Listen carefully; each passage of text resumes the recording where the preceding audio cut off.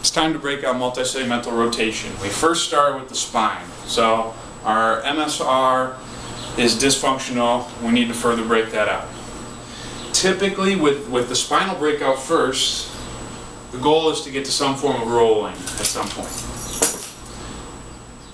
But the very first breakout we will do with this is seated thoracic rotation.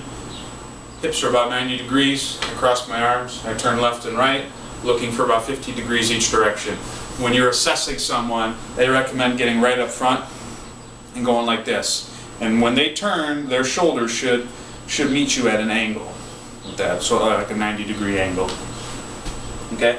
If that's functional, stop the breakout, go check the hip. Okay? If it's dysfunctional, then we need to do some further sleuthing through the SFMA breakouts. So your next step with that would be the lumbar locked, hand behind the head, thoracic rotation. With that one, we're looking for 50 degrees as well. Now there's a couple different ways you can go with that test depending on the results. I'll take you through each one.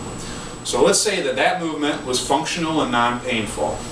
You would immediately go to the lumbar spine using the prone on elbow test for extension and rotation, which I like prone, here like this, hand behind the back, and I try to get that 30 degrees, which we've seen that before.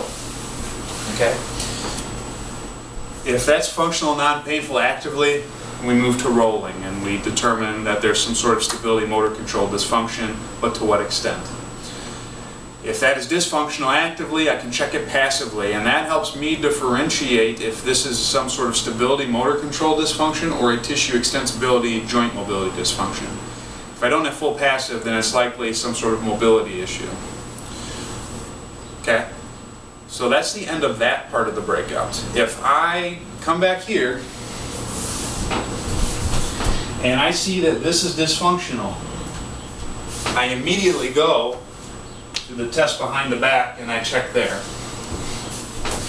If that one is functional, non-painful, then we know that there's some sort of issue either at the scapulothoracic or humeral-glenoid joint that needs to be addressed. Okay, so we'll stop the breakout there. If by some chance that is dysfunctional as well, then we would check it passively. That would help determine to us if there was some sort of stability motor control deficit, just like with the lumbar spine. So if I don't have full passive, it's a tissue extensibility problem. If I don't have full active, but I have full passive, then that's motor control. If that movement was functional, we would go to rolling and determine to what extent the stability motor control deficits are present. Now, if I go back, so that's option 2, all right, with this test right here. All right, potential issue number 3. If we go to seated rotation, and let's say I'm limited here, and that's a dysfunctional, non-painful movement pattern. But I go to my lumbar locked external rotation test, and let's say I'm good here, but then this one is the limited pattern. There, we likely have some sort of stability motor control dysfunction, okay? And we will go immediately to rolling to help rule that out. And that is the spinal rotation component of multi-segmental rotation.